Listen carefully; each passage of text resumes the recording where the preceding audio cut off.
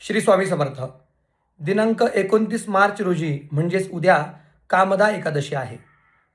कामदा एकादशीचे व्रत जर आपण भक्तिभावाने पूर्ण केले तर नक्कीच आपल्या सर्व इच्छित मनोकामना पूर्ण होतात. तर आपल्याला नक्की काय करायचं आहे? उद्या सकाळी सूर्योदयापूर्वीच स्नान करायचं आहे. त्यानंतर आपल्या घरच्या देवांची पूजा करायची आहे. आपल्या घरामध्ये बाळकृष्णाची मूर्ती असेल, पांडुरंगाची मूर्ती असेल किंवा विष्णू स्वरूपातील कोणतीही मूर्ती असेल, एका तांबणामध्ये मूर्तीला घ्यायचं आहे. सर्वप्रथम आपली जी काही इच्छित कामना असेल, हातामध्ये पाणी घेऊन ती देवांना सांगायची आहे. ते पाणी खाली तांबणामध्ये सोडून द्यायचं आहे. नंतर बाळकृष्ण असेल किंवा जी कोणती मूर्ती असेल त्या मूर्तीवर दुधाने अभिषेक करायचा आहे. एका ग्लासामध्ये दूध घ्यायचं आहे.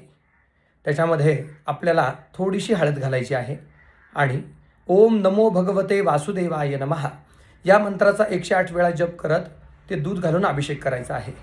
नंतर देवाला लोण्याचा किंवा दही साखरेचा नैवेद्य दाखवायचा आहे आणि आपली सर्व इच्छित मनोकामना देवांना सांगायची आहे. त्यानंतर आपल्याजवळ जर श्रीकृष्णाचे किंवा रामाचे किंवा कोणत्याही विष्णू स्वरूपातील मंदिर जवळ असेल तर मंदिरामध्ये सहकुटुंबासोबत जायचं आहे. आपली जी मनोकामना आपण सकाळी संकल्पात घेतलेली आहे तीच देवांना सांगायची आहे आणि मंदिरात बसून ओम नमो भगवते वासुदेवाय नमः या मंत्राचा 108 वेळा किंवा 21 वेळा कृष्णाय वासुदेवाय हरये परमात्मने प्रणतः क्लेशनाशाय गोविंदाय नमो नमः या मंत्राचा जप करून देवाची प्रार्थना करायची आहे. आपल्या सर्व इच्छित मनोकामना पूर्ण होतील. श्री स्वामी समर्थ.